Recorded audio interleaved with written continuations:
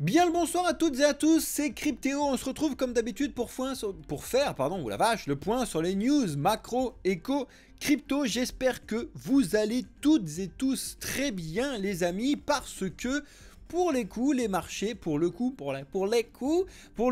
marché est vraiment retourné dans le bleu. Pour ceux qui ont regardé la vidéo hier, franchement, félicitations, je vous avais expliqué pourquoi le vert bleu était possible, c'est exactement ce qui s'est passé. Donc, comme d'habitude, on va faire le point sur les news en ce début de vidéo de tout ce qui se passe actuellement. Encore des dingueries sur Binance, encore des dingueries au niveau des news Ether, donc de l'ETF, etc. Et on va faire le point sur les marchés comme d'habitude en fin de vidéo, donc restez bien jusqu'à la fin de la vidéo. Merci à tous ceux qui pensent à lâcher un like sous cette vidéo dès le début, au moment où vous regardez. Ce que je vous explique, c'est le meilleur soutien que vous puissiez nous faire, ça vous prend 2 secondes, c'est gratuit. Merci à vous les amis, n'hésitez pas à laisser des commentaires si vous avez des questions, des débats à lancer. Je serai bien évidemment là pour répondre à toutes vos interrogations. Et s'il y a des nouveaux, n'hésitez pas à vous abonner, à activer la cloche si vous voulez être au courant de toutes nos vidéos qu'on vous poste absolument tous les jours. Trêve de bavardage, jingle et on passe à la vidéo. Effectivement, vous le voyez sous vos yeux, on est retourné donc dans le vert et c'est exactement ce que je vous avais expliqué hier. En fait, hier quand on a fait la vidéo, on devait être aux alentours de tac, je crois qu'on touchait non, ça c'était à 2 h du matin. Hier soir, on était par là, on était aux alentours des 65 000 et je vous ai dit que potentiellement il y avait beaucoup de chances qu'on utilise les 65 000 pour rebondir. Et c'est pour ça que je vous avais mis un vert bleu parce qu'on est toujours dans la zone d'hésitation, donc entre 63 et 73 000 $. Pour l'instant, je vous ferai le point et le topo un peu plus complet juste à la fin de la vidéo. Donc restez bien pour tous ceux qui sont intéressés sur cette partie-là. En attendant, au niveau des informations et des news qui sont tombées, bien évidemment, on va voir le Bitcoin à 100 000 $. La seule chose qu'il vous faut, c'est avoir de la patience et du sang-froid. Pour tous ceux comme moi qui sont là dans l'écosystème crypto depuis un peu plus de temps, qui ont connu plus ou moins certains bullruns, j'ai connu donc moi perso 2 bullruns de bear market, donc ça fait mal, ça fait machin, surtout certains quand tu t'y connais pas au début, ça a fait un petit peu mal, etc. Bref, mais c'est comme ça que ça fonctionne. Et puis au moment en 2017 quand je suis rentré, personne ne croyait avoir le Bitcoin à 20 000. Bah, ce qui s'est passé au moment 2021, tout le monde pensait qu'on allait taper les 100 000, on s'est arrêté à 69 000, etc., etc. Donc patience et sang-froid. C'est obligatoire, d'accord? Il n'y a vraiment pas une histoire de conseil et quoi, c'est pas le sujet, c'est obligatoire parce qu'en fait c'est naturel que le Bitcoin explose 100 000 et plus que ça. Pourquoi?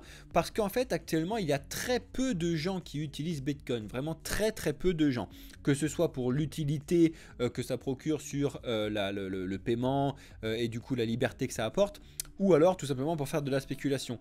Il y a très peu de personnes, même si vous entendez un petit peu parler de partout, très peu de personnes. Donc forcément quand tous ces gens-là commenceront à s'y intéresser, parce qu'ils vont s'y intéresser, parce que vous allez comprendre rapidement pourquoi la blockchain c'est indispensable à résoudre pas mal de problèmes, naturellement, quand il va y avoir beaucoup plus de demandes que d'offres, le prix va monter. Mais comme je vous l'expliquais, patience et sang-froid. Donc les 100 000 sur le très long terme, ça va être beaucoup plus loin que ça. Hein. Et si tu regardes un petit peu ce qui se passe, même $1 million, ça n'est pas du tout incohérent. Mais il y a forcément un moment où on va arriver sur un haut de palier et où le Bitcoin va devenir beaucoup plus stable parce que plus ou moins tout le monde aura adopté déjà le Bitcoin. D'accord? Donc ça deviendra beaucoup plus logique. Pour l'instant, on en est encore très loin. Donc ça peut monter. En tout cas, si vous voulez plus d'informations, comme d'habitude, vous retrouverez tous les liens dans notre Discord, dans la partie information actualité. D'ailleurs, tiens à vous expliquer que tous ceux qui rentrent sur le Discord, n'oubliez pas, pour pouvoir voir cette section, qui n'est pas du tout restreinte de quoi,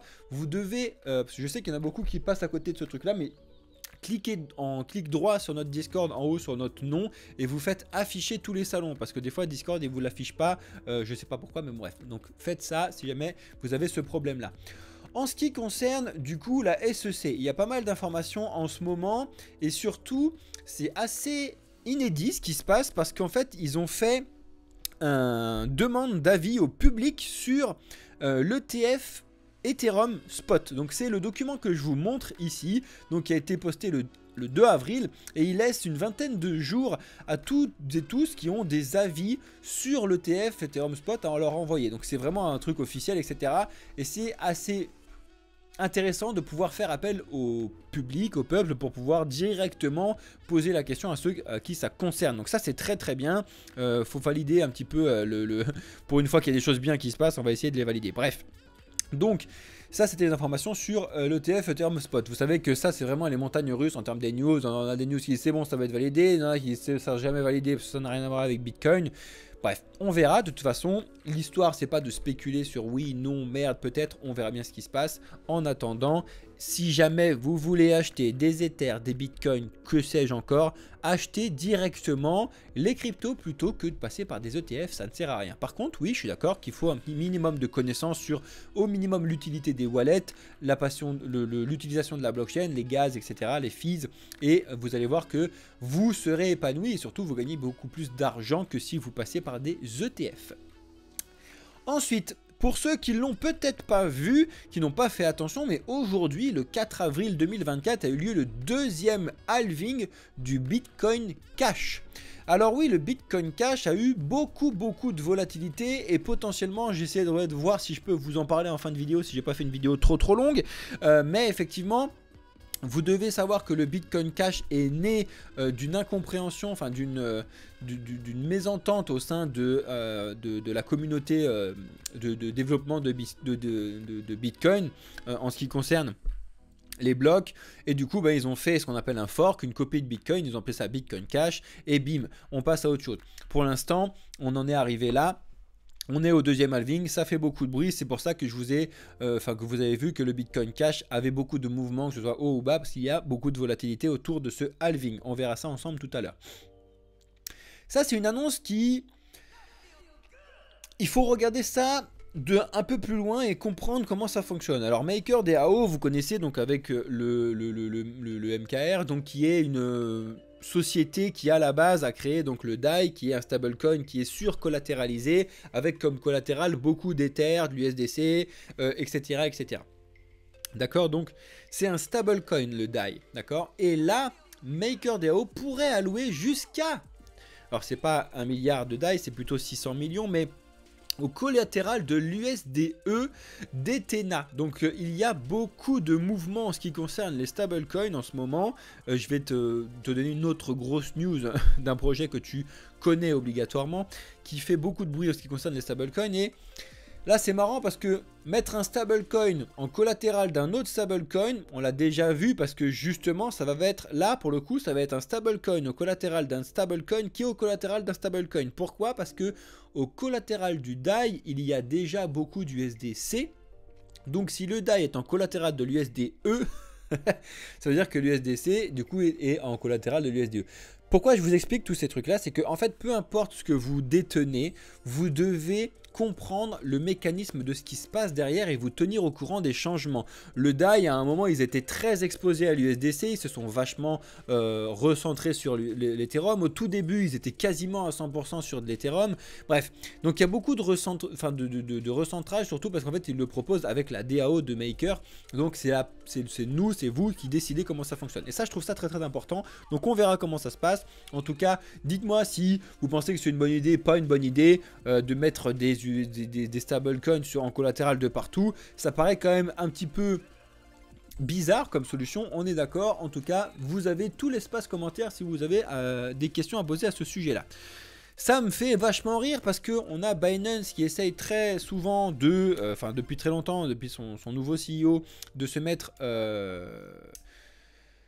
à la réglementation le plus carré possible, et à côté de ça, bah, ils font et ils prônent fortement le trading sur des shitcoins, des mêmes coins. Et là, on le voit bien, on a le BOM, le WIF et le GTO qui est assez fortement apprécié par Binance parce qu'en fait, ils l'expliquent, ils le mettent directement dans leur portfolio et dans leur signal de portfolio. Donc voilà, bon c'est assez drôle, en tout cas c'est tout ce qui se passe sur le réseau Solana, ça n'a pas fini de faire du bruit, au contraire je pense que là on est en train de stagner, de faire un petit peu le tri sur les mêmes coins éclatés, et je pense qu'il y a encore pas mal de bruit à faire sur cette partie là. Par contre, très dangereux comme investissement parce que 100% spéculatif qui sert à rien du tout, même pour faire des paiements, des trucs, ça sert à rien, d'accord.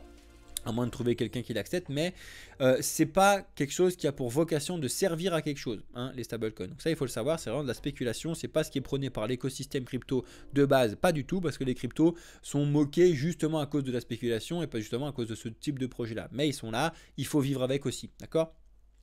On continue avec Binance et on a le launch pool de Saga. Je pense que vous avez été beaucoup à recevoir certains emails comme moi le premier. En tout cas, comment y participer et comment gagner les tokens Saga, vous avez l'explication déjà dans vos mails potentiellement directement sur Binance. Et puis si vous voulez, vous avez un rapide tuto qui a été fait sur Cryptos que je vous mets les liens dans notre Discord comme d'habitude. Alors ça, je vous l'ai dit déjà en début de vidéo, mais il y a pas mal de controverses et de bazar en ce qui concerne Ether, surtout sur la partie stacking et surtout sur la partie organisation financière. Je m'explique. On a Vitalik Buterin qui a expliqué depuis très longtemps, encore une fois en 2022, que c'était mauvais d'avoir un seul organisme qui regroupait les différents nœuds de validation d'Ether. Vous savez que pour faire un nœud de validation d'Ether, il faut avoir 32 Ether, blablabla. Et que actuellement on a Lido qui est devant tout le monde, même si vous allez voir certaines news Lido qui vont tomber juste après. Et il a expliqué, et on l'avait déjà vu, on vient de passer les 1 million de nœuds, donc les 1 million de validateurs, donc il y a plus de 32 millions d'Ether qui sont déposés en stacking et qui sont donc bloqués sur la blockchain. Et en fait, on avait déjà vu, et tout le monde le sait depuis le lancement du stacking, que si on atteint les 2 millions de validateurs, ce sera un problème en termes de résolution des blocs. Donc tout le monde le sait. Donc là, le souci qu'on a, c'est que ou il faut réduire les validateurs, ou il faut réduire les validateurs. En gros, c'est ce qui se passe. Il faut qu'il n'y ait pas beaucoup de validateurs et surtout, il faut aussi qu'il n'y ait pas beaucoup. Et il faut qu'il soit diversifié. Il ne faut pas qu'il y ait tout sur du Lido, d'accord? Donc, on avait déjà eu plusieurs idées sur plein de parties et on a notamment un des développeurs qui explique qu'il faudrait réduire le montant donné en Ether sur les récompenses de stacking. Ça va du coup faire un petit peu de réduction dessus.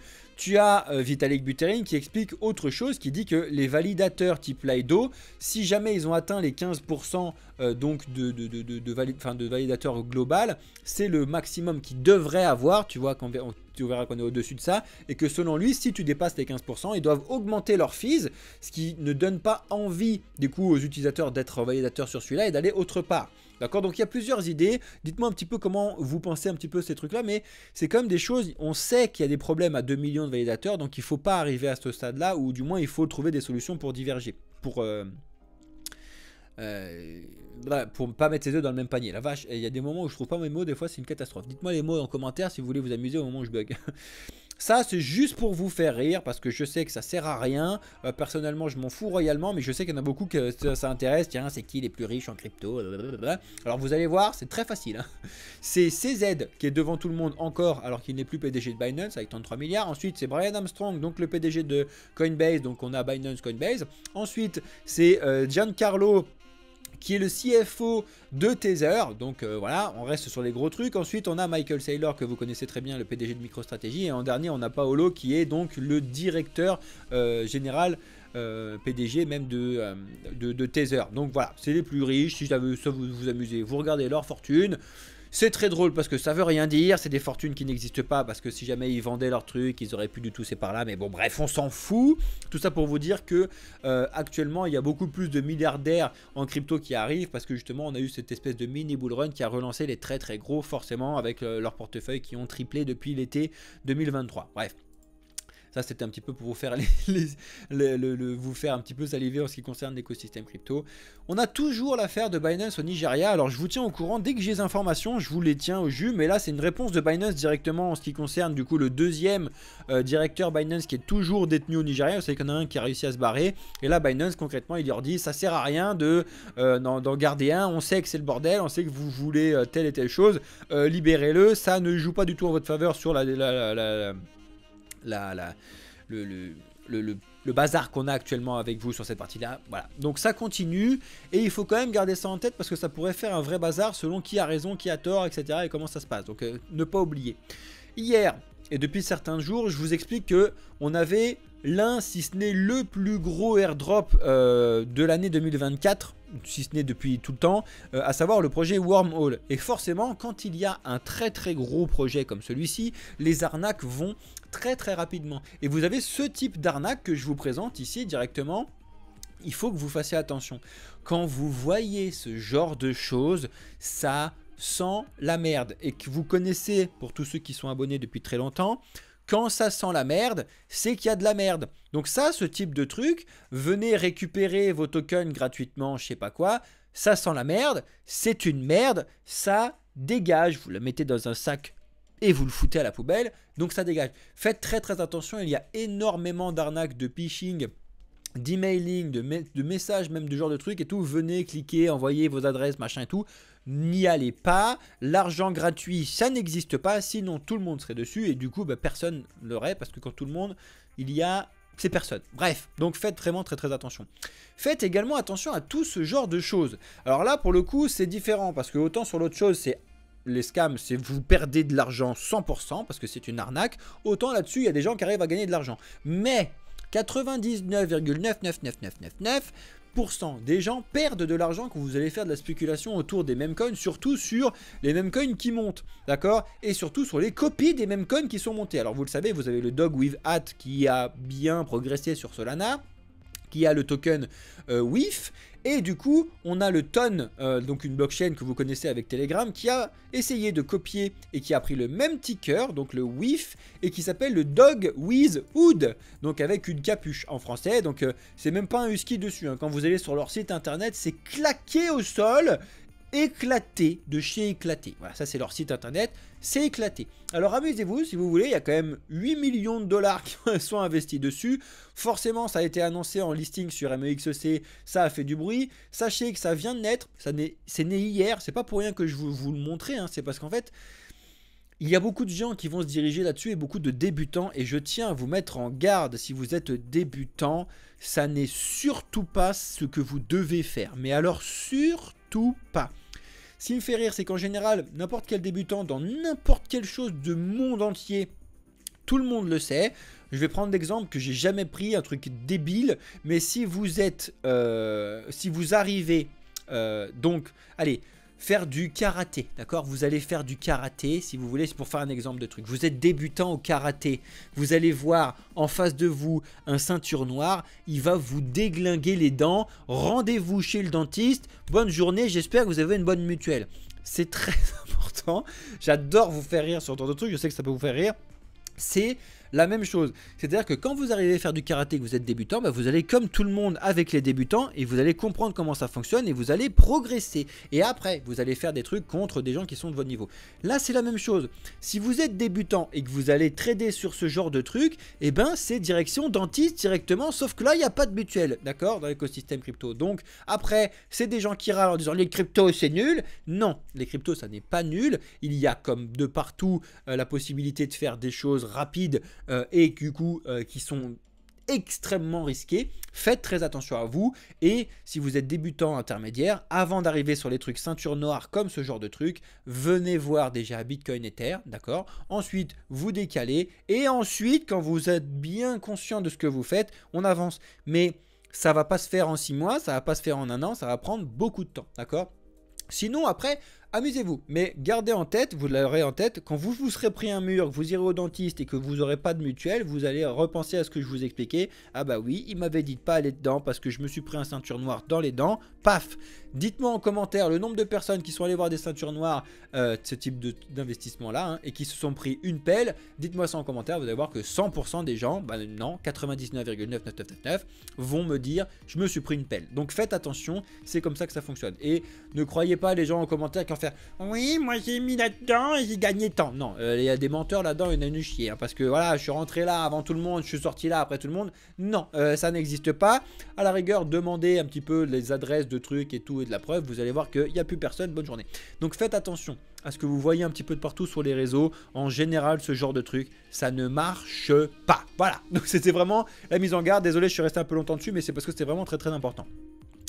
Ça c'est très drôle, je vais pas rester 1000 ans parce que je vous en ai déjà parlé, mais c'était pour vous expliquer que KuCoin, vous savez qu'il y a eu certains bugs sur KuCoin et que du coup pour récompenser la congestion qu'il y a eu et donc gratifier un petit peu la loyauté que tous les utilisateurs ont eu, ils ont fait un premier donc airdrop de token et il y en a un deuxième qui va arriver, voilà, ils savent plus comment faire pour relancer les trucs sur KuCoin. En général ça aussi c'est des choses à surveiller parce que c'est pas des pratiques...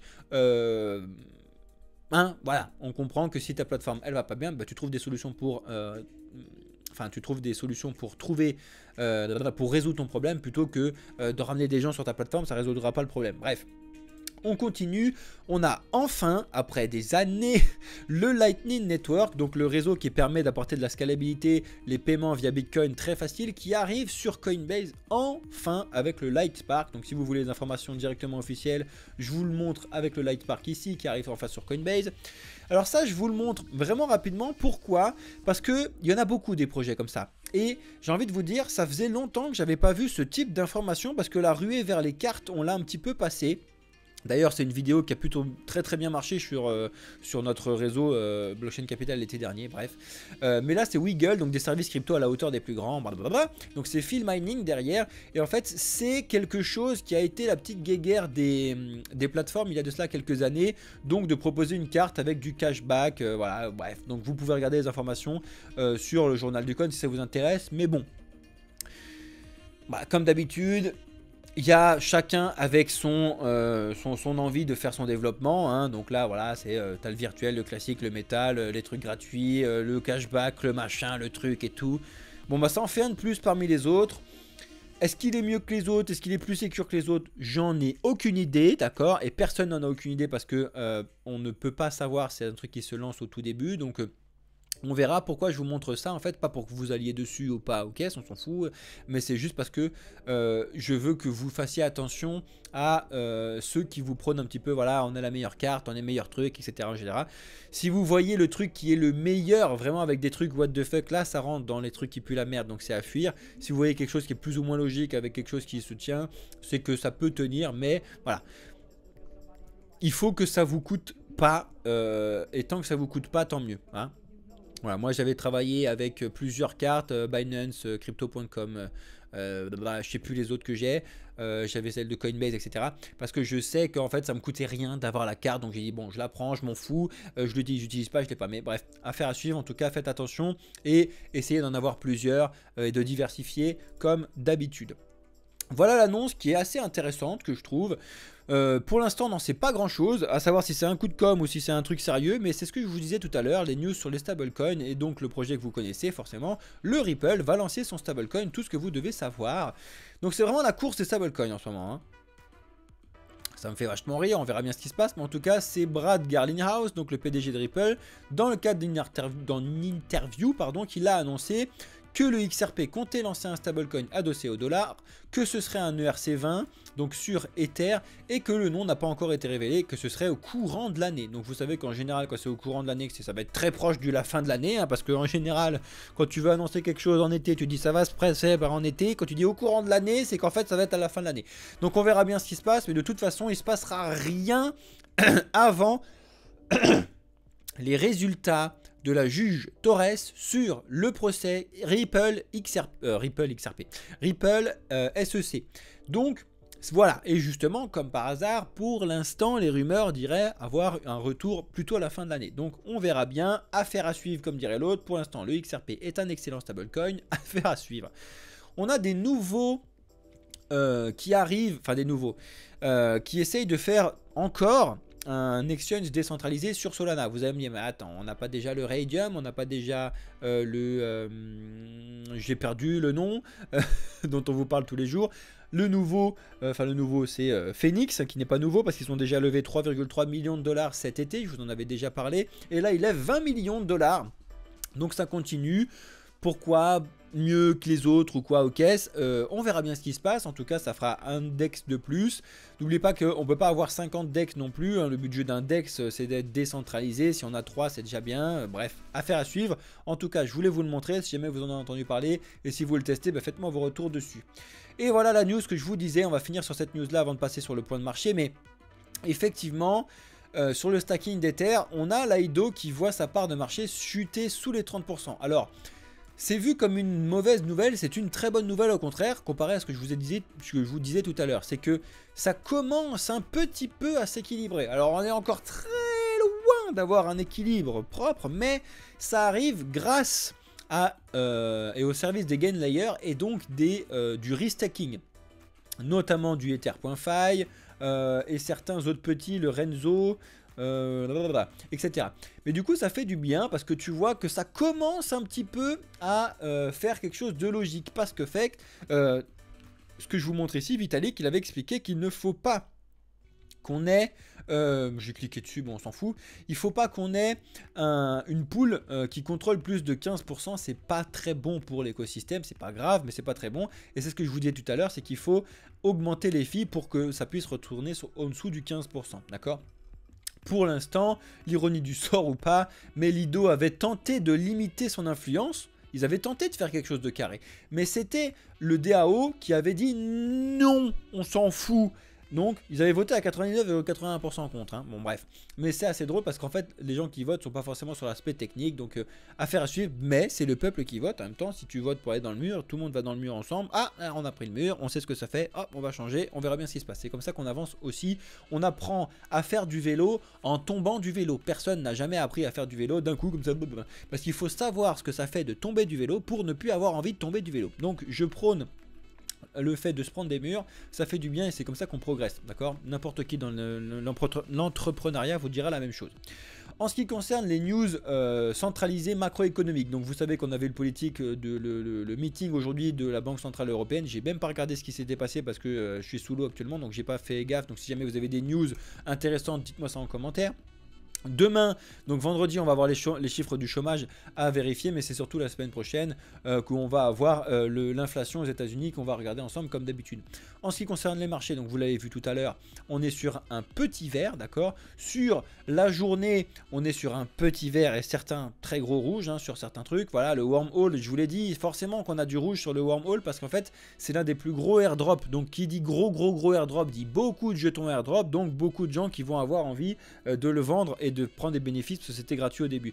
ENA qui prend un peu de recul, c'est normal parce qu'il avait fait une très belle percée, mais sinon pourquoi je vous ai mis la lumière bleue, parce qu'en fait si tu regardes à la semaine et si tu regardes au mois en général, on est quand même toujours sur quelque chose d'assez rouge, mais si tu as certains gros trucs qui sont toujours là, mais on est quand même sur un point rouge, d'accord? Donc on est vraiment classique sur quelque chose d'hésitation. Donc c'est pour ça que on est de retour entre mes deux crochets. Retenez bien hein, vraiment les 63-73, ça fait déjà plus d'un mois qu'on est dedans, que je vous l'annonce, c'est normal. Et c'est assez facile de prendre des trades dessus, hein, pour le coup, c'est vraiment plus ou moins carré. On arrive sur la bonne haute, tu vends, on arrive sur la bonne basse, tu achètes. Voilà, pour l'instant, tous ceux qui font ça, c'est plus ou moins propre, d'accord? Donc affaire à suivre. Le Bitcoin, franchement, je vous en ai fait des points très propre cette semaine, je vais pas rester plus longtemps dessus, et Alex aussi vous a fait pas mal de points dessus. Par contre, ce qui est intéressant sur certains autres, du coup, c'est qu'on a Ether qui s'est servi du coup du petit rebond de Bitcoin et qui revient pile poil sur les 3300. Et c'est ce que je vous disais hier, il va vraiment falloir surveiller potentiellement la mèche d'aujourd'hui de 18 h et la mèche de ce qui va se passer cette nuit pendant le marché asiatique pour nous, hein, voir si on arrive à clôturer au-dessus des 3300, ça pourrait être un très bon signe bullish et donc de repartir en direction des 3600, ou si au contraire on bloque et potentiellement ce serait un vrai valider du coup de casser les 3000 et de casser 3300 et de retourner à 3000. Donc ça va vraiment falloir le vérifier très rapidement. En tout cas, encore une fois, pour l'instant Ether est très loin derrière Bitcoin et s'écrase de plus en plus et ça continue comme ça. Le Solana, pour le coup, la même chose que Bitcoin. C'est assez étonnant ce qui se passe parce que pour l'instant vraiment, c'est un stablecoin le Solana parce qu'il est bloqué lui aussi entre 163 et les 205. C'est pas les 200 psychologiques qui servent si un petit peu, mais si tu regardes, c'est vraiment la zone des 205 qui sont le Fibonacci de 2017 qui est de 2021 qui est très important. 2017 et pas la Solana. 2021. Ensuite, on continue avec ADA. qui est dans la même chose que l'Ethereum. Alors je vous l'ai dit hier quand on avait fait la vidéo, donc forcément hier soir on était sur les 0,57 et je vous ai dit de surveiller potentiellement de rebondir pour pouvoir aller voir ce qui se passe ici et confirmer du coup une baisse plus bas. On va voir, c'est la même chose qu'Ether, affaire à suivre, mais vous voyez comment les points... quand vous les avez bien placés, donc les résistances et les supports, c'est vraiment très très intéressant. Et vous voyez que les projets ne se ressemblent pas du coup en termes de développement, mais leurs figures chartiques sur certains points bloquent à des mêmes endroits et ont des façons de travailler qui sont plus ou moins similaires. Donc c'est assez intéressant et c'est surtout très intéressant d'identifier ce genre de choses là pour pouvoir faire de la diversification. Admettons, vous voyez là le projet que je vous dis.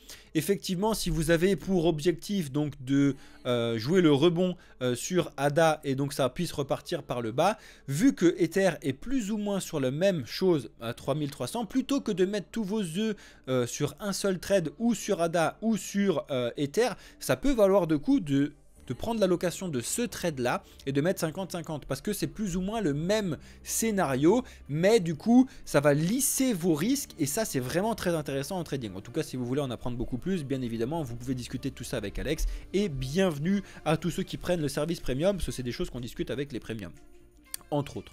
Le BNB est en train de lui repasser au-dessus des 584, donc à voir si on le valide. Le XRP, je vous en parlais tout à l'heure, il se passe pas grand chose si ce n'est que voilà, on surfe un petit peu sur certaines news, hein. Ça c'est la news d'aujourd'hui, hein. On annonce stablecoin, c'est génial, on s'en fout, hein. Parce que le XRP est déjà un stablecoin pour l'instant. On continue. Avax, Polkadot et Atom sont très très maigres sur cette partie là et le Venom s'en sort pas aussi bien que prévu. C'est-à-dire que tu vois en général, donc là c'est tous les layers 0. Tu vois bien que là, le graphique se ressemble énormément sur Avax, Polkadot et Atom. Et normalement, on a le petit dernier qui devrait plus ou moins se propager de la même façon. Mais comme il est tout nouveau et qu'il y a eu pas mal de spéculations sur le sujet, pour l'instant, il n'est pas encore le même graphique que les autres. Affaire à suivre.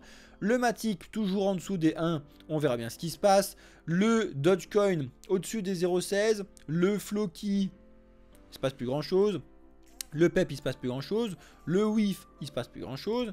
Le Link, c'est pour le coup la même chose que ce que je vous disais tout à l'heure. Quand tu regardes avec le ADA, etc. Sauf que le Link est un tout petit peu en retard par rapport à l'ADA qui est déjà sur sa borne haute, alors que le Link est encore un petit peu en dessous. Donc ça c'est assez intéressant. C'est pareil. Moi ce type de choses, vous pouvez faire le trade que je vous disais tout à l'heure. Vous pouvez le diviser en 3, ça peut être beaucoup moins risqué de faire ce truc là et donc de short, link, short truc, etc. Encore une fois, c'est si vous voulez faire le short, hein. Vous pouvez faire exactement la même chose à l'inverse, avoir un petit peu le sentiment que vous avez dessus et vous pouvez nous poser la question. C'était le Jupiter que je disais tout à l'heure avec Radium et Phoenix qui a annoncé. Le Jupiter, il se passe pas grand chose. Le petit trio, donc Fed, Agix et Ocean, maintenant on va attendre un petit peu ce qui va se passer sur l'annonce du ASI, hein, parce que c'est censé tomber sur le mois d'avril, donc on va voir. Pour l'instant c'est calme, plus rien ne se passe, mais ils sont en train de faire le développement pour pouvoir le mettre en place. Ça va faire beaucoup de bruit, ça va faire beaucoup de bruit et ça peut aller très très loin une fois qu'on a l'ASI qui est mis en place sur ce sujet là. Ether.fi, je vous disais tout à l'heure, en termes d'analyse c'est un tout nouveau projet, donc analyse graphique, il n'y a pas grand chose à faire pour l'instant, on vous tiendra au courant. Et ENA, donc je vous l'ai dit hier, effectivement quand on se met en 1 heure c'est un poil plus clair, mais effectivement, donc je vous en ai parlé avant qu'il sorte, je vous ai dit ça fera du bruit. Au moment où je vous en ai parlé pour les premiums, donc c'était mardi à 16 h, donc je vous en ai parlé à 0,68, je vous ai dit attention ENA, très bon projet qui fait beaucoup de bruit. J'en ai parlé dans les premiums. Si vous voulez faire partie de ce type de choses là, c'est intéressant. On vous en parle pas ni en live ni en vidéo comme ça parce que on ne peut pas se permettre de faire n'importe quoi avec des gens avec qui on ne sait pas où est-ce que vous avancez, quelle en est votre connaissance sur l'écosystème, etc. Comme on sait comment on avance et comme on sait ce que les premiums savent, c'est un peu con comme phrase, mais c'est comme ça parce qu'on les accompagne et du coup on peut se permettre beaucoup plus de choses avec eux que ce qu'on peut en vidéo. Donc si jamais ça vous intéresse, c'est normal, d'accord? Donc en tout cas, on leur a expliqué sur cette partie-là, bien évidemment avec tous les disclaimers du monde, mais en tout cas, félicitations à tous ceux qui l'ont fait. Il y en a certains qui l'ont pris. Du coup, vous avez les résultats sur notre Discord. Voilà, on a fait rapidement un petit peu le point sur tout ce qu'on avait là-dessus. Ah si, j'y pense, je voulais vous montrer ça, j'y ai pensé juste à temps. Bitcoin Cash, USDT avant de finir la vidéo. Ouais, on va se le prendre sur, ouais, sur Binance, je pense qu'on aura assez de trucs. Donc là, on va revenir en 4 heures. Et donc là, vous voyez qu'en 4 heures, on a pas mal de volatilité. Alors la volatilité, c'est les écarts de prix, d'accord? C'est différent du volume que vous voyez en dessous. Et donc souvent, c'est assez corrélé, hein. Il y a beaucoup de volume, il y a beaucoup de volatilité. Mais bon, bref, on s'en fout. Et donc vous voyez qu'il y a eu pas mal de mouvements en ce qui concerne le moment où tout le monde savait qu'il allait avoir le halving. C'est-à-dire que le halving, il s'est passé ce matin, donc jeudi 4 avril, je ne sais plus à quelle heure exactement. Et avant le halving, ça s'est vraiment pété les dents. Alors c'est pas non plus une catastrophe, mais on a quand même eu une baisse de 20%, hein, c'est pas anodin 20% sur le projet, et plus ou moins au moment du halving, on est monté sur du plus 20%, et là on est plus 12-13%. Donc pourquoi je vous dis ça? Parce que ça peut être ce genre d'analyse là, mais en beaucoup plus gros, qui peuvent se passer sur Bitcoin au moment du halving. Donc on va regarder ça, encore une fois, il n'y a pas de spéculation, il n'y a rien, on s'en fout, c'est pas le but du jeu, mais regardez un petit peu ce qui se passe un peu de partout, regardez comment fonctionnent les marchés actuellement, mais pour le coup, le Bitcoin Cash, il a bien acheté le halving pour le coup. D'accord? Tu vois bien que depuis le février donc 2024, on est quand même pris du 141%. C'est quand même vachement puissant, hein. Et si tu regardes, du coup, comment ça s'était passé en 2020, je me souviens plus exactement comment c'était parce que j'ai plus la date exacte, donc j'ai pas envie de dire de bêtises. Je sais même pas si on l'aura, mais le problème de 2020, c'est que comme tout le monde, on s'est tapé le Covid là, donc qui avait tué tout le monde. Et je sais plus si eux, ils avaient eu leur halving avant ou après, mais bon, quand tu perds 75% de ta valeur, ça fait mal en quelques jours. Après, comme d'habitude, on a fait une très belle progression, 600%, d'accord. Mais voilà, hein, ça c'est un bull run. Donc un bull run, c'est vraiment ça monte, ça baisse, ça monte, ça baisse. Voilà, ça c'est un bull run. D'accord? Ce qui se passe actuellement, ça n'est pas un bull run. D'accord? Parce que pour l'instant, on est sur quelque chose qui monte, même si Bitcoin Cash est un poil plus intéressant, monte, baisse, mais moins que ce qu'on avait déjà connu, surtout que quand tu regardes ça, on est encore très loin. Bref, après Bitcoin Cash, vous savez que l'intérêt du Bitcoin Cash est un peu moindre depuis qu'on annonce des layers 2 sous Bitcoin. Mais bon, bref, affaire à suivre. Voilà les amis, j'espère que cette vidéo vous aura plu, j'espère que vous avez pris le temps de lâcher votre like, votre commentaire et que vous vous êtes abonné si vous êtes nouveau. N'hésitez pas à nous poser toutes les questions que vous souhaitez, nous rejoindre sur notre Discord, regardez ce qu'on vous propose sur notre site internet. Si vous avez des questions sur le premium ou envie de le prendre, vous pouvez le prendre directement sur notre site, payer avec votre carte bleue, votre virement, ce que vous voulez, ou vous pouvez payer en crypto sur notre Discord. Voilà les amis, je vous laisse là, c'était Cryptéo qui vous a tenu au courant de toutes les news et du point de marché comme tous les jours de la semaine. Je vous souhaite à toutes et à tous une excellente journée, soirée ou nuit. Ciao les amis!